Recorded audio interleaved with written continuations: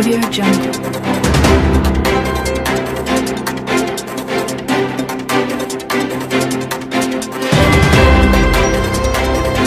Audio Jungle.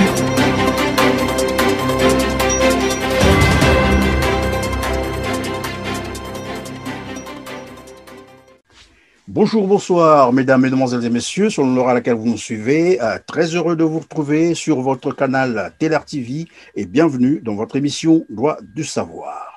Comme vous le savez, l'actualité politique au Congo-Brazzaville demeure focalisée sur l'élection présidentielle de mars prochain.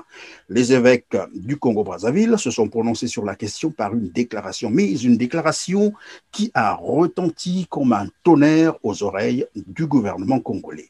Droit de savoir revient sur cette déclaration pour un décryptage avec l'abbé Brice Ruffieux Bawamio. Bonjour, monsieur l'abbé. Bonjour, monsieur Christian. Vous avez suivi l'actualité, ou sinon vous suivez l'actualité au Congo-Brazzaville et vous avez dû prendre connaissance de la déclaration des évêques du Congo sur l'élection présidentielle de mars prochain. Est-ce qu'on peut penser que c'est une prise de conscience de l'Église des souffrances de la population congolaise ou c'est une mission de routine pour l'Église? Parler de prise de conscience de la part de l'Église serait enlever à l'Église sa nature, au fait. J'opterais plutôt pour la seconde opinion que vous émettez, c'est-à-dire une mission de routine. Parce que depuis toujours, l'Église a toujours parlé. Même au niveau du Congo, l'Église a toujours parlé. Peut-être que dans le passé, son message n'a pas eu aussi d'impact que celui-ci, mais tout message, je dirais que est lié au contexte. Parce que le contexte présent est lié aux élections présidentielles. Or, c'est un moment très important dans l'histoire d'un pays, notamment dans notre pays. Donc, un tel message ne peut qu'avoir un tel écho, d'autant plus que au niveau national, on n'a plus des forces vives ou des forces nécessaires pour résister au pouvoir qui est en place. Parce que quand on voit, avant que l'Église ne parle, il y a eu des hommes politiques qui ont parlé, comme Madame Mounari et bien d'autres hommes, mais leur message n'a pas eu aussi d'impact que le message de l'Église. Pourquoi? Simplement parce que le peuple, quelque part, a besoin d'une nouvelle voie, d'un nouveau leadership sur son chemin. Alors, je dirais que ce message a eu autant d'écho parce que le peuple semble retrouver dans l'Église ce leader-là qui lui manquait. Oui, mais pourtant, vous l'avez dit tout à l'heure, il y a des politiciens, notamment des opposants, qui ont en fait exprimé les mêmes vœux, les mêmes souhaits, mais ça n'a pas eu cet impact. Et une fois que l'Église a en fait utiliser pratiquement les mêmes termes, on se rend compte que ça fait du tollé et même le gouvernement s'agite autour, sinon il y a une panique. Vous savez, le peuple n'est pas aussi naïf que ça. Le peuple n'est pas aussi aveugle que ça. Il juge les hommes aussi bien par leurs paroles que par leurs actes, mais surtout par leurs actes. Quand on voit aujourd'hui la plupart des opposants qui je m'oppose pas à eux, mais je ne les critique pas non plus. Mais disons en un mot que la plupart de ceux qu'on appelle opposants aujourd'hui ont travaillé avec le régime en place. C'est une fois séparé du gouvernement qu'on se proclame opposant. Mais le peuple, entre-temps, quand ce monde était au gouvernement, le peuple les a vus travailler. Le peuple les a vus agir. Voyez? Alors, et une fois hors du gouvernement, ils tiennent un autre discours. Bon, le peuple, comme j'ai dit tout à l'heure, le peuple n'est pas aussi naïf qu'on le croit. Voyez. Donc, je pense que le peuple congolais est en quête d'une voix originale. Et il semble retrouver cette voix originale-là en l'Église. Et lorsqu'on lit le message, on se rend bien compte que c'est un message de paix et d'espérance. De toute façon, ce sont des termes repris dans le message. Mais qu'est-ce qui peut justifier la réaction du gouvernement contre ce message, sinon contre les prêtres? La plupart du temps, l'Église a toujours tenu un discours, je dirais, équilibriste. La plupart du temps. Alors, aujourd'hui, voir l'Église prendre aussi des positions aussi tranchées dans une telle affaire, ça surprend même l'État. Parce que l'État, notre pays n'est pas habitué à entendre une telle voix de la part de l'Église. Il n'est pas habitué à ça. Mais ce n'est pas pourtant dire que c'est la nature de l'Église. Non. Aujourd'hui, que l'Église tente de se démarquer de cette habitude ou de cette posture docile, ça se reprend l'État et le gouvernement. Alors, à travers son message, l'Église catholique a voulu faire la lecture prophétique, ont-ils dit, sur la situation socio-économique et politique du pays, donc du Congo-Brazzaville. Qu'est-ce qu'on peut comprendre de ces signes de temps que les évêques ont voulu interpréter pour le peuple congolais? La dimension prophétique, simplement que l'Église veut projeter, au fait, veut aller de l'avant, anticiper les éventuels événements qui peuvent troubler la paix sociale au pays. Allez. Vous conviendrez avec moi que chaque fois qu'il y a élection dans notre pays, au Congo bien sûr, après les élections ont toujours été une période très troublante pour le pays, très troublante pour le pays. Il n'y a pas que à l'ère démocratique, on peut même repartir du coup les indépendances. Quand on se souvient bien, lorsque le président Youlou gagne la primature, il y a eu des secousses, d'où les événements de 59 qui ont causé plus de 100 morts. Et ainsi de suite. Donc, c'est devenu comme une routine. Faisant cette lecture ou relecture de notre histoire, les évêques veulent comme anticiper sur des éventuelles catastrophes auxquelles le pays peut être confronté. Donc, voilà la dimension prophétique du message des évêques. Oui, ils ont parlé de la situation socio-économique et politique. Il n'y a qu'à voir le quotidien du peuple congolais. Et ce n'est plus à démontrer que l'économie de notre pays est au rabais. Il n'y a plus rien ne marche, tout est bloqué. Il n'y a plus quasiment, j'oserais dire, et il parle de 60%, mais moi j'oserais dire 80% pour ne pas exagérer, 90% de la jeunesse congolaise est confrontée au chômage. Même ceux qui travaillent, les entreprises sont fermées, sont licenciées, sans droit d'ailleurs. Donc, la crise économique est bien palpable, d'autant plus que le panier de la ménagère aujourd'hui est menacé. Autrefois, les femmes congolaises partaient avec des paniers au marché, mais aujourd'hui, ce sont des petits sachets, on appelle ça des sachets, des petits sachets ou des sacs en plastique qui vont au marché. Et quand on voit les ménages aujourd'hui, c'est difficile. Et autrefois, les ménages congolais avaient 3 repas par jour. Aujourd'hui, même pour avoir le seul repas, il faut des gymnastiques. C'est tard dans la nuit, quelquefois, on a ce repas-là. 21h, 22h, 23h, les gens commencent à manger. On a des économistes qui ont fait des analyses et continuent à faire des analyses sur la situation actuelle. Mais c'est catastrophique. C'est catastrophique. Mais il n'y a pas que les économistes. Même nous qui sommes à l'étranger, nous subissons ça. Parce que chaque mois, chaque jour, il faut faire des transferts. Vous voyez, ça prouve que rien ne va là où nous venons. Vous pensez que c'est le rôle de l'Église de vouloir demander au gouvernement congolais de s'amender ou de se remettre sur le chemin? Bien sûr. D'abord, pour répondre à votre question, puisque vous vous adressez à un prêtre que je suis, et nous parlons de l'Église, et le livre fondamental de l'Église et de la religion, c'est bien la Bible. On peut lire dans Jacques, chapitre 1, verset 27, qui déclare « La religion pure, sans tache, est vraie, et celle-là qui prend soin de l'orphelin, de la veuve et des affligés. » Vous voyez? Donc, c'est bien la mission de l'Église. L'Église ne fait que restituer, en fait, revivre, transmettre, incarner, j'oserais même dire, sa mission. Il n'est pas hors page. Dans une société où toutes les forces vives sont rendues au silence, l'Église est la seule issue et la seule porte ou le seul pouvoir qui reste comme espoir d'un peuple. Donc l'Église est bel et bien dans sa mission.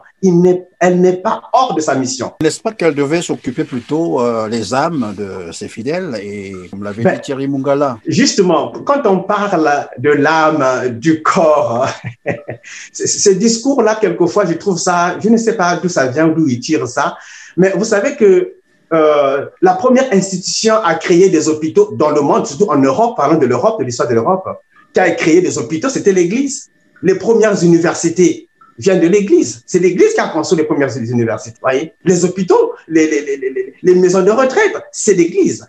Et d'ailleurs, même repartant simplement dans la Bible, puisque vous voulez ramener ou enfermer l'Église dans la Bible. Et nous disons bien que Saint Paul dit dans sa lettre aux Corinthiens, votre corps est le temple de l'Esprit Saint.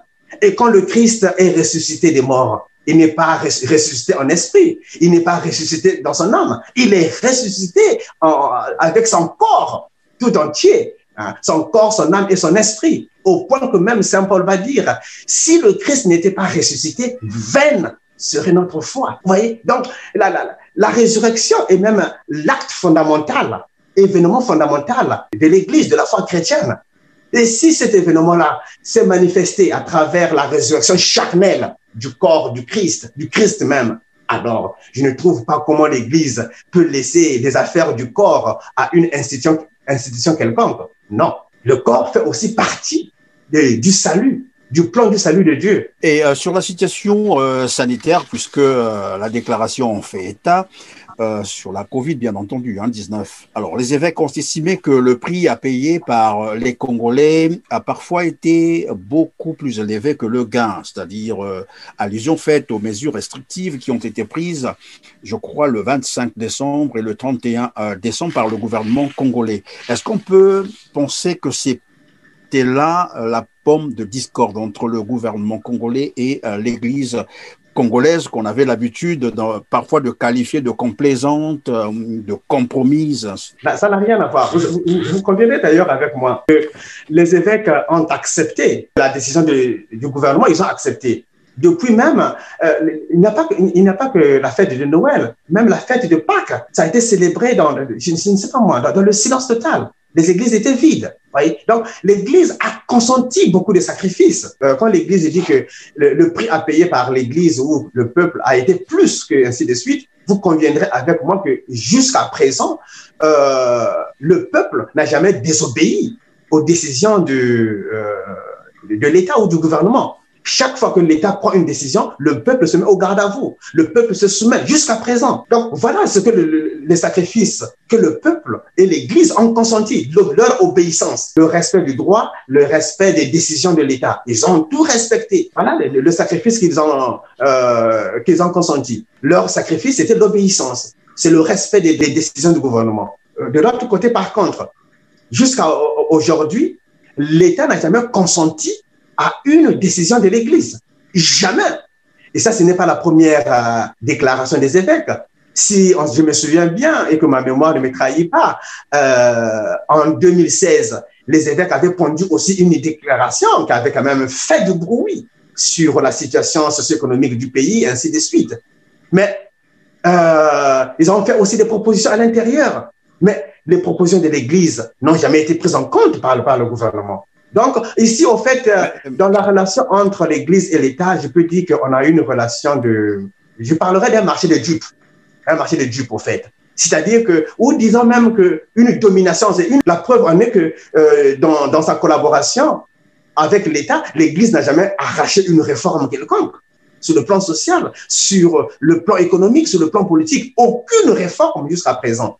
Il y a un qui dicte sa loi, mais l'autre obéit. Et quand l'autre propose, le premier refuse d'exécuter. Vous voyez? Donc, il y a comme une domination. N'est-ce pas parce que le gouvernement congolais estime que l'Église devait s'occuper de ses affaires religieuses et que la politique aux politiciens?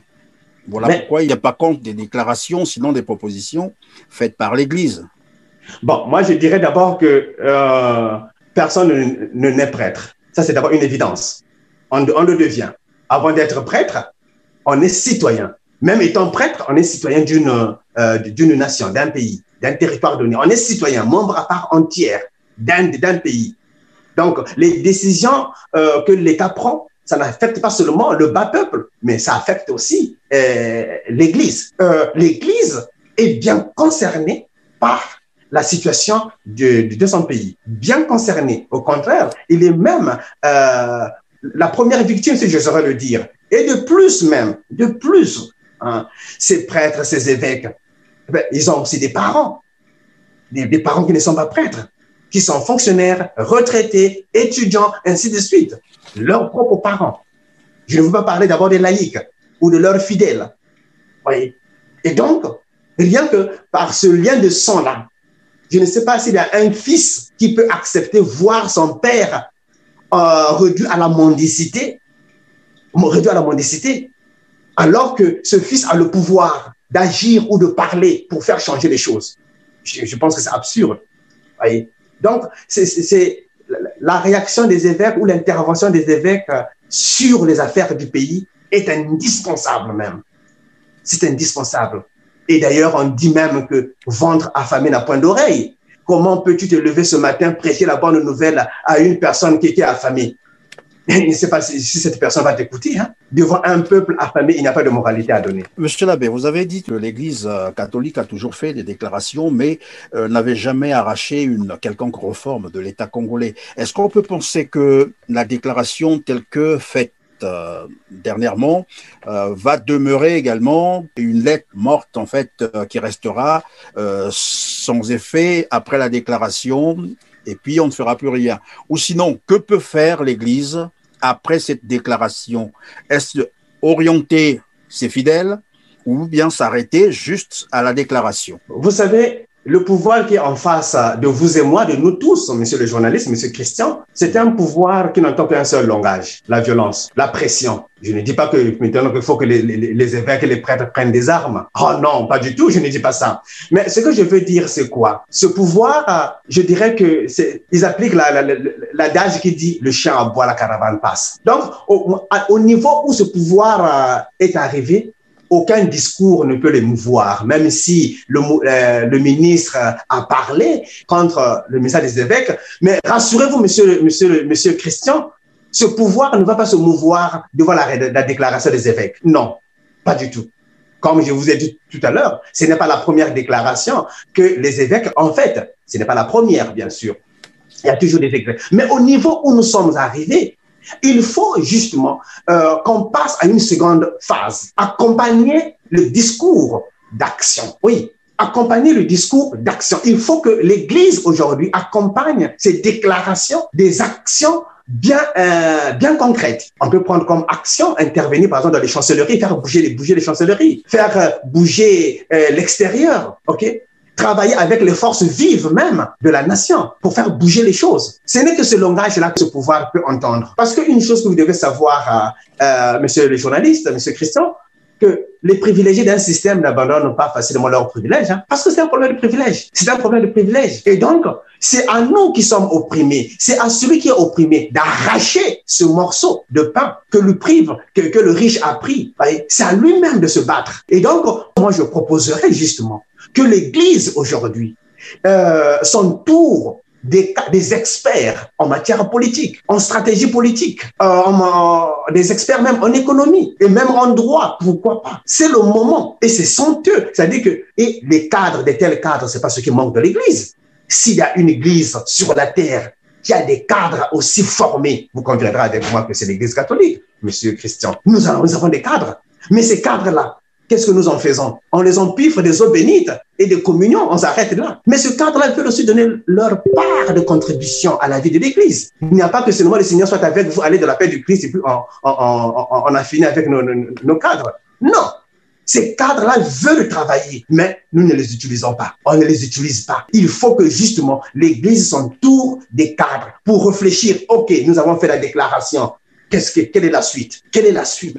Monsieur l'abbé, lorsque je vous entends parler, vous me faites penser à la théologie de libération. Est-ce cette théologie que vous voulez conseiller aux évêques du Congo-Brazzaville? Je ne peux pas dire que je recommande la théologie de la libération. Moi, je recommande simplement la lecture de la Bible. C'est la lecture de la Bible parce que la théologie de la libération est partie même, se fonde sur la Bible. Donc, moi, en fait, je n'apprends rien aux évêques. Ce sont des choses qu'ils connaissent, que tous les prêtres connaissent, tout le monde connaît. Parce que quand vous parlez de la théologie de la libération, l'événement fondamental ou fondateur de la théologie de la libération, c'est l'exode, la sortie des enfants ou la libération des Hébreux ou des fils d'Israël de l'Égypte. Et vous conviendrez avec moi qu'en Égypte, Moïse n'a pas libéré les âmes, encore moins les esprits, pour ne pas dire moins les anges.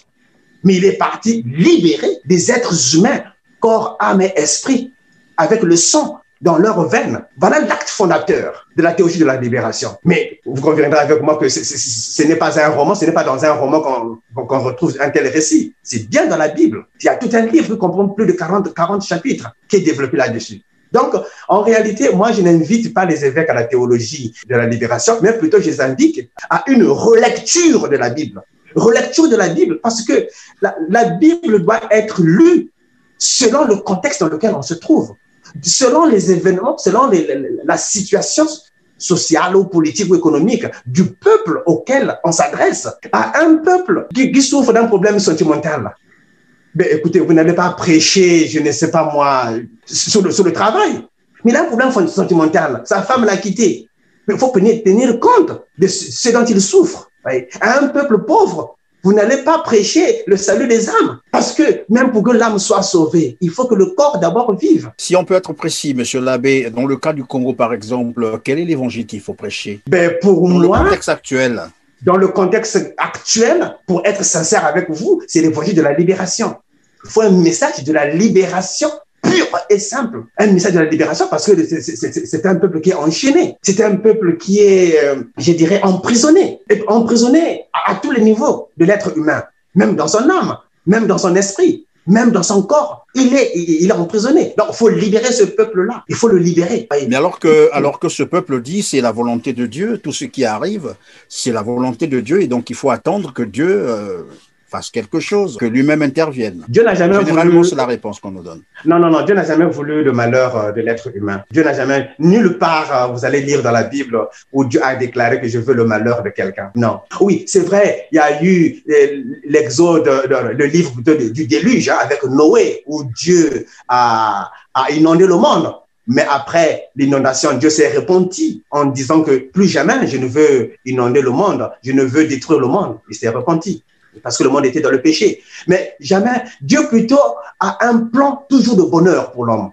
Toujours de bonheur sur l'homme. Toujours un plan de bonheur. La preuve en est que lorsque Dieu a créé l'homme, il n'a pas laissé l'homme de travailler. C'est pas l'homme qui a travaillé et qui a labouré le jardin d'Éden. Hein. Avant de créer l'homme, Dieu avait d'abord planté le jardin d'Éden. Donc le jardin d'Éden, où il y avait la nourriture, comme on veut, où l'homme a trouvé tout sa nourriture. Donc, le jardin d'Éden a précédé l'homme. C'est pour que l'homme ne manque de rien. Et l'homme est venu après le jardin d'Éden.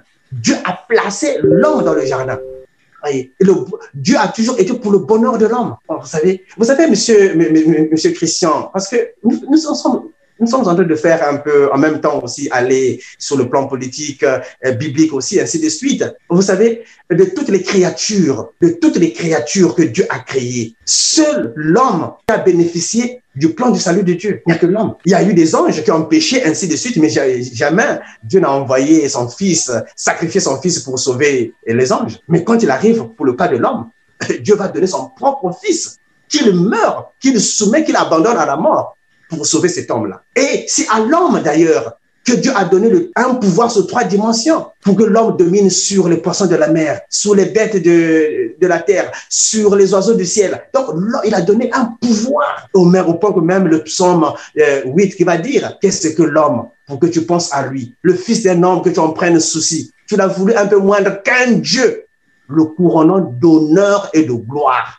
C'est la seule créature que Dieu a créé à son image et à sa ressemblance. La seule. Voilà le privilège. Oui, mais qu'est-ce que vous pensez, monsieur l'abbé, qu'est-ce que vous pensez de ces chrétiens, sinon de ces fidèles, qui lorsque vous leur parlez de la lutte pour la libération, ils vous répondent non, Dieu fera lui-même, c'est laisser Dieu faire lui-même. Il y a un adage dans ma culture qui dit que pour mieux traverser la rivière avec la pirogue, c'est au début qu'il faut prendre des précautions. C'est au début. Qu'est-ce que je veux dire par là?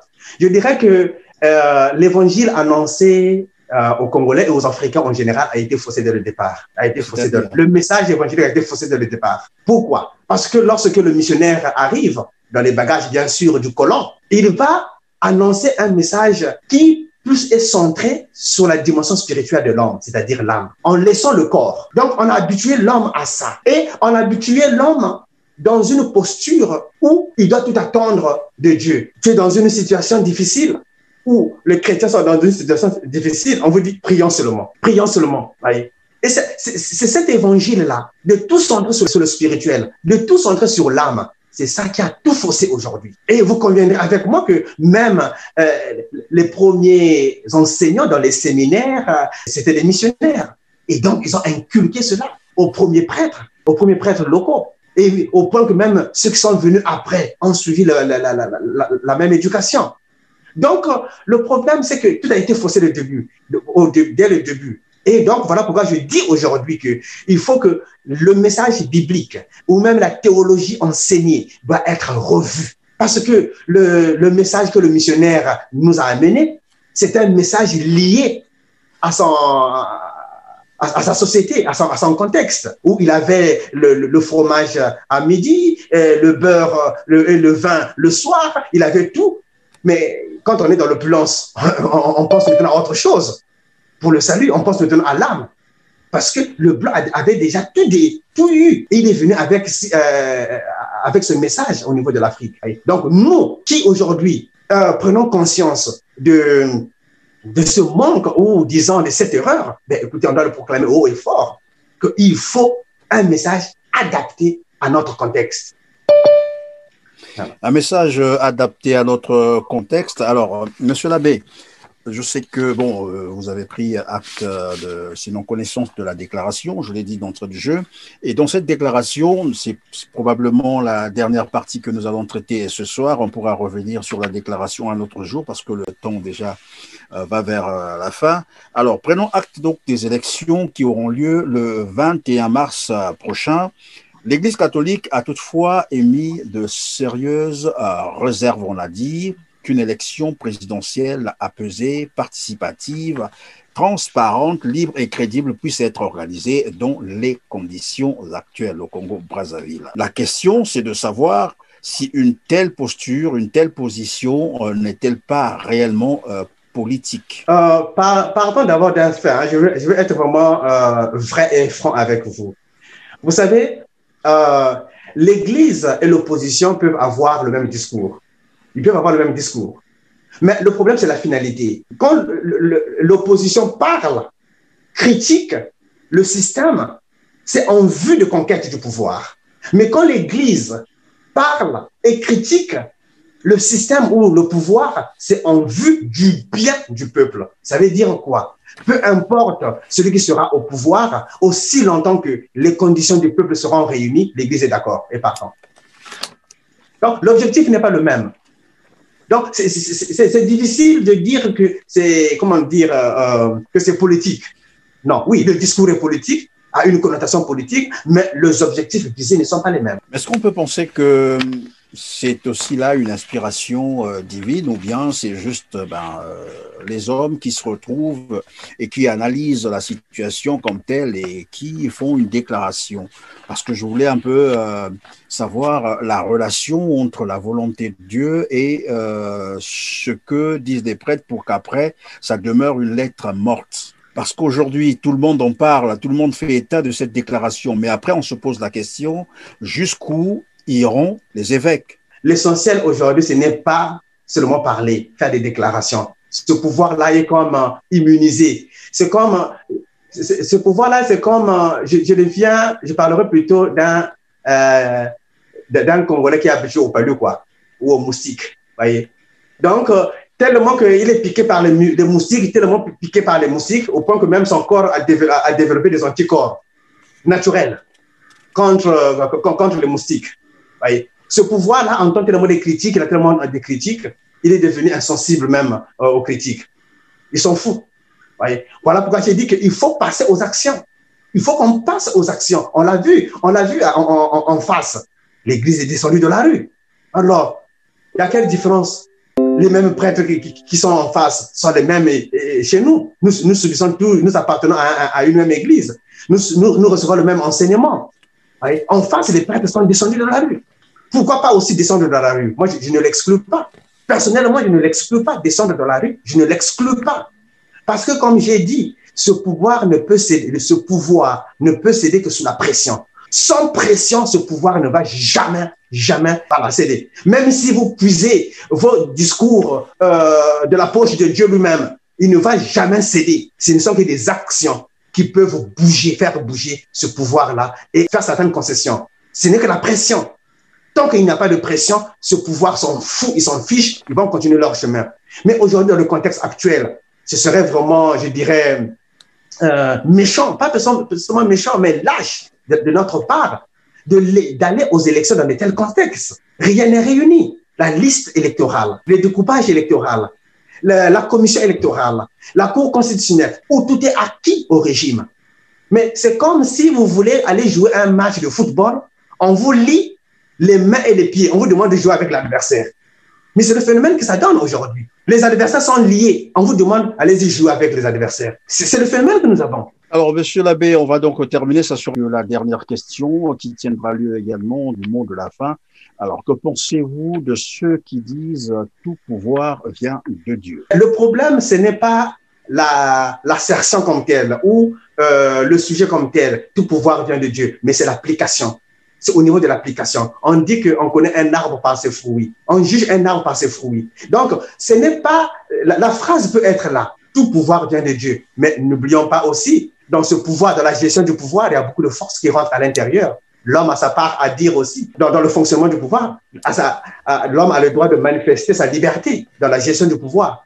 Voyez? Donc, le problème, c'est oui, certes, tout pouvoir vient de Dieu, mais la gestion du pouvoir vient de l'homme. Le pouvoir ne peut pas être jugé par son origine seulement, mais ça doit être aussi jugé par son application. Donc, en un mot, je saurais dire qu'un pouvoir qui opprime le peuple, un pouvoir qui ne respecte pas les droits de l'homme ne vient pas de Dieu. Cela veut dire que lorsque les évêques se sont exprimés, puisqu'ils se sont exprimés au nom du peuple congolais, qui dit peuple dit Dieu, donc c'est Dieu qui s'est exprimé. C'est ce que Thierry Mongala a semblé accuser l'Église catholique, disant carrément, leur déclaration, s'il faut bien comprendre, c'est que les prêtres ou l'Église catholique ne veut plus de Denis Sassou Nguesso comme président de la République. Non, ce que les évêques veulent, une émulation, une élection à droit équitable. Que tous les candidats qui vont à l'élection aient les mêmes droits, qu'il n'y ait pas d'exclusion, qu'il n'y ait pas de brimade. Donc, il faut que tout le monde soit au même pied d'égalité, l'égalité des droits. C'est ce que les évêques demandent. Merci, monsieur l'abbé Brice Ruffieux, d'avoir répondu à notre invitation, à moins que vous ayez quelque chose de particulier à adresser à l'endroit des fidèles ou des Congolais qui vous suivent. Et ça sera donc la fin de notre émission. Merci beaucoup, monsieur Christian. S'il y a un message à donner, c'est surtout à mes confrères prêtres et surtout à mes supérieurs évêques, en leur disant que le temps n'est plus au simple discours, c'est le temps des actions maintenant. Et merci donc à vous aussi, chers téléspectateurs, qui nous avez consacré votre temps. Vous avez été donc les meilleurs pour avoir choisi TLR TV. Quant à moi, je vous retrouve très prochainement avec le même plaisir. Merci.